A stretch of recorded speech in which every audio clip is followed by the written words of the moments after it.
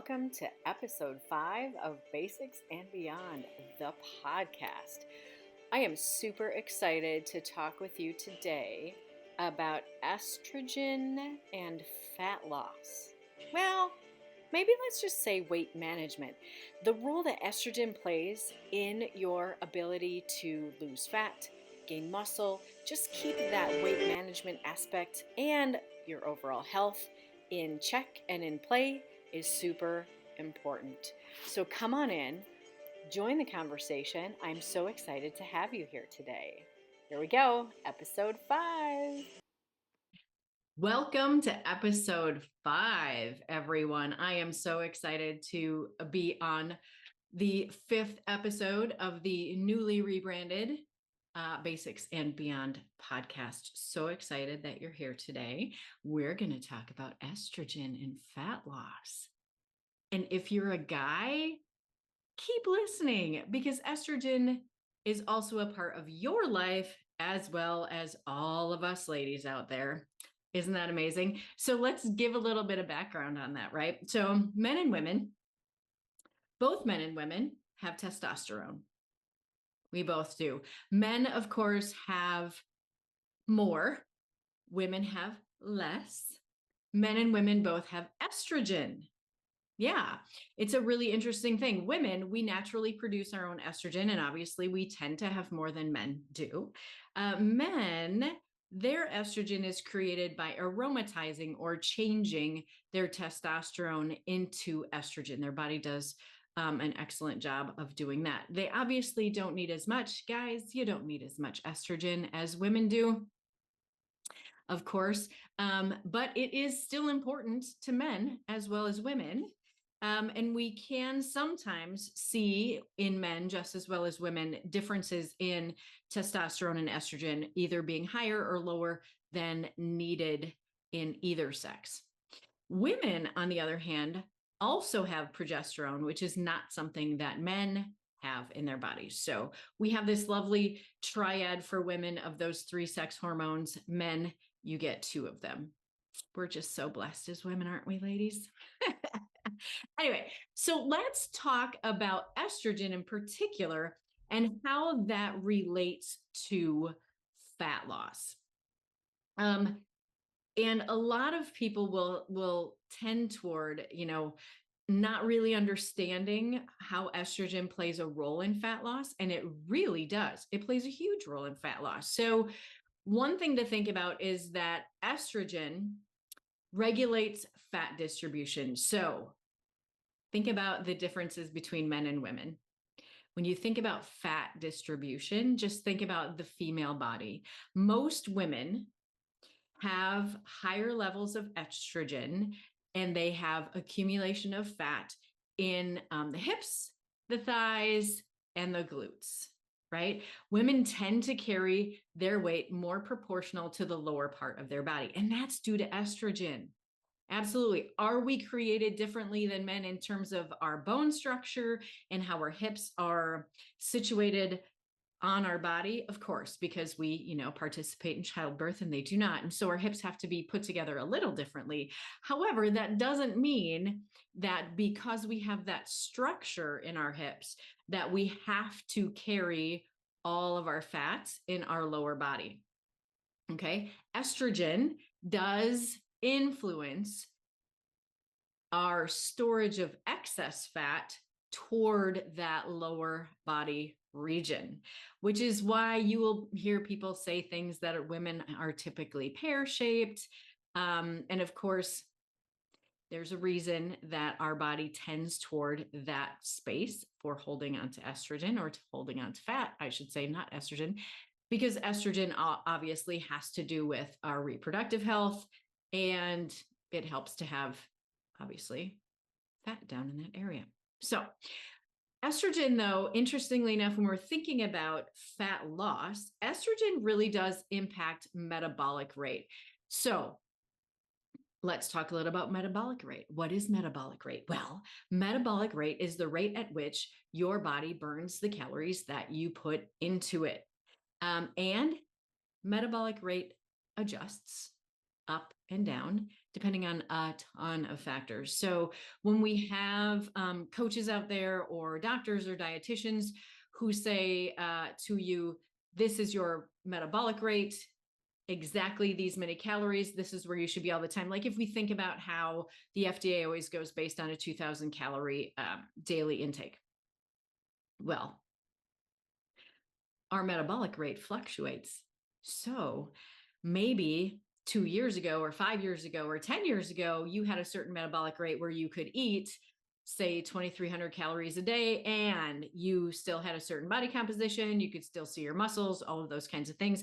And maybe now 10 years later or 5 years later, if you were to eat those same 2,300 calories, you may or may not look the same. You may look different because your metabolic rate changes as you age. It changes with the activities you do. It changes with the amount of stress on you.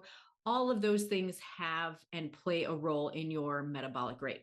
Every person has a basal metabolic rate, which is the BMR. And your BMR is based on all of those factors also: age, height, your current weight, your current level of activity. And there are lots of online calculators that can help you figure out what your basal metabolic rate could be. Keep in mind that no online calculator is going to be able to give you the exact basal metabolic rate that is truly yours. And that basal metabolic rate really is the rate at which your body survives without doing anything. If you just laid on the couch, lay like a vegetable, lay like broccoli from Pretty Woman. If you just lay there and don't think about anything, don't watch TV and don't do anything, just lay there. That's your basal metabolic rate. We're rarely at our basal metabolic rate, truly. However, your basal metabolic rate also changes as you age and all of those other factors that go into it. So that being said, kind of got off on a tangent with basal metabolic rate and metabolic rate in general, but know that your metabolic rate is not static. So the amount of calories that you burn each day is not static. The amount of calories you need each day can be very close and doesn't necessarily have to change too much, depending on what you're doing and what your age is. As we age, though, we need to be very cognizant of doing things that health-wise help us keep a metabolic rate that keeps us being able to eat plenty of calories. Because guess what? If we can be healthy and we can have good muscle tone and we can have good sleep and all the other things and still move around a lot and do what we want to do at a higher caloric intake because our metabolic rate is better, life is better. So metabolic rate is super, super important. Again, it is the speed at which your body burns the calories that you give to it. So during the menstrual cycle for women, when estrogen levels are higher, and those estrogen levels are higher in the follicular phase of your cycle, which is generally speaking the first 2 weeks. So the first 2 weeks of the month is your follicular phase. Your estrogen is generally higher then. And of course, 2 weeks is dependent upon the person, right? Always. So many women do experience a boost in metabolism when estrogen is a bit higher at that time. On the other hand, lower estrogen levels, so towards the end of the month, which is your luteal phase, like the last 2 weeks-ish, or during perimenopause and menopause, those lower estrogen levels can slow down your metabolic rate, and it can make fat loss more challenging. So when we think about how does that really impact us as we age as women, well, we have to think about the things that we did earlier in our lives, the amount of exercise we did, the amount of activities we did, not exclusive, I should say, of exercise, our daily, tasks, our daily lists, all the things that we say we will do for everyone as well as ourselves each day, the amount of stress, the amount of emotional stress, mental stress, all of that allostatic load that we talk about in terms of stress. As we age, we really need to keep in mind that in order to stay healthy, keep that metabolic rate up when we don't have as much estrogen on board, we have to be more particular about where we expend that energy and giving ourselves more time to not expend energy. AKA rest time, otherwise known as say no first and then go back and say yes if you have time. So as we age, as we end up with less estrogen, we really need to be more cognizant of the amount of energy we put into the world, because that's going to help our metabolic rate. And as I said just a few moments ago, the higher caloric intake we're at and we can still stay lean, the better our metabolic rate, the better our estrogen is, the better we're going to be, or better we'll feel as we enter that perimenopause and menopause. Does that mean that what you're doing now absolutely influences that? Well, it does in a way, but there's always ways to turn things around. Okay, so let's keep that in mind. And what does that mean? That means we look at all of our lifestyle factors and we keep in mind that everything we do either burns calories or adds calories to our life, right? It's all about fuel. It's all about fuel. So estrogen also, interestingly enough, controls appetite and cravings. What? Who knew? Let that settle in for a moment. Estrogen helps control appetite and cravings. Well, do we really have to talk about how that influences fat loss and weight management? I don't think we do, but let's do it anyway. So estrogen definitely helps, like I said, regulate your appetite and your cravings. High estrogen levels contribute to increased levels of serotonin. And we all know that serotonin is one of those neurotransmitters that controls and promotes feelings of well-being, happiness, and something we don't talk enough about, satiety. What is satiety? Feeling full, feeling comfortable, feeling like you're not hungry. So serotonin helps with that as well as feeling good, which makes sense, right? Because if we're not feeling hungry, like if we're feeling comfortably full, we will probably feel better emotionally. How those things connect. Interesting. So because of that, estrogen actually reduces the likelihood that you're going to overeat, because it helps with serotonin, helps with feelings of satiety. So you don't feel as though you need to eat more food because you're feeling full and you're feeling good and you feel like that's just the right amount of food. So estrogen is highly impacting when it comes to appetite and cravings in terms of what we're talking about today, which is fat loss and weight management. So if you're noticing that you're having more cravings or your appetite is a little off, does that necessarily mean that your estrogen is low? There could be a lot of things going on. There could be many things going on. So just something to kind of keep in the back of your brain. How do you know if your estrogen is low? We'll talk about that. Don't worry about it. Oh, hey, here's something really interesting though, in terms of that, right? So we were just talking about estrogen helping with cravings, et cetera, et cetera. It also, though, preserves your lean muscle mass. So important as we are moving into our 40s and our 50s and our 60s, right? Those years where building muscle isn't as easy as it is in our teens, 20s, and 30s. Does that mean you can't? Absolutely not. You can still build muscle. I'm here to prove you can still build muscle. Is it as easy? No. It can happen. I mean, you can make it happen. It's just not as easy as it was when we were younger. So it's important to think about what are the ways as we kind of get into those 40s, 50s, 60s, what are the ways that we can preserve our lean muscle mass? And as we're preserving it, if we can build a little while we're there, that's great. But let's preserve all that we can. Well, guess what? Estrogen does play a role in maintaining that lean muscle mass, which, by the way, we were just talking about metabolism a few minutes ago. Lean muscle mass is essential to keep that metabolism revving. Why? Muscle burns more calories than fat, even when you're not moving. In fact, fat barely burns anything. It's not very metabolically active. So we want to preserve muscle mass, and making sure estrogen levels are in a good spot can help to do that by helping to maintain a higher metabolic rate and keeping that muscle mass on your body. Oh my God, who knew? I mean, really, let's just take a break for a moment and talk about this. Who knew how important estrogen is to your health? Health as you age, um, ability to perform tasks around the house, if you're into lifting, if you're into strength training, if you're into volleyball or like any kind of activity, any kind of cardiovascular health, like seriously, estrogen, it's amazing. So we need to make sure that we can keep those estrogen levels up for sure.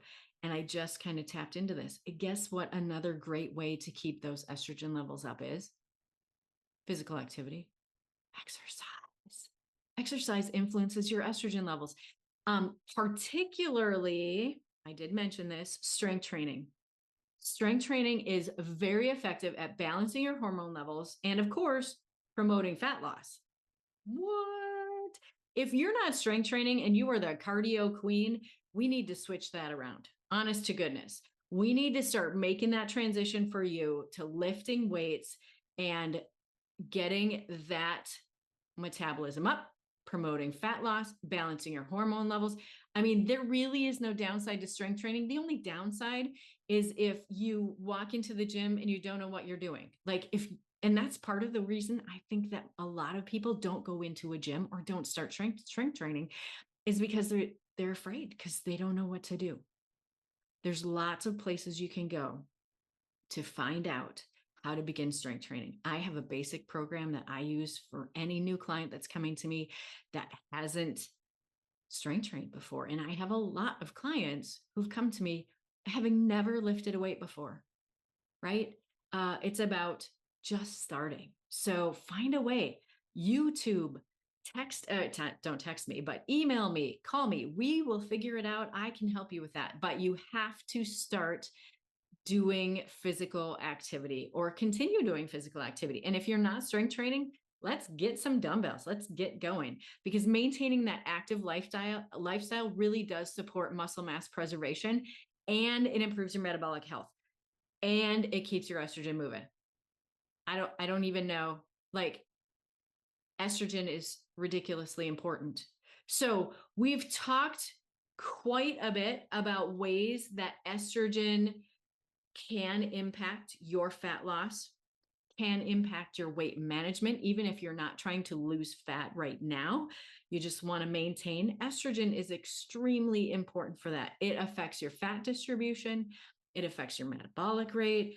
Oh my gosh, it helps control your appetite, it preserves muscle mass. So it's really, really important for us to know where our hormone levels are. So often, this is something that is overlooked when we go for our yearly, physical, or maybe you don't go to a yearly physical. But generally speaking, most general practitioners will not test your hormones. And that is crazy train. It is so crazy train. So honestly, at least once a year, you should be getting a full and complete lab workup. That includes your CMP, CBC. You should be getting a full thyroid. You should be getting your sex hormones. Cortisol is a great one to get too, but at least CBC, CMP, which is standard, that's what they do. That, sex hormones, and your thyroid. Then we can get a really clear picture of what's going on metabolically and physiologically with you. And we can go find the root cause of what's happening and not put a band-aid on something. Because here's the deal.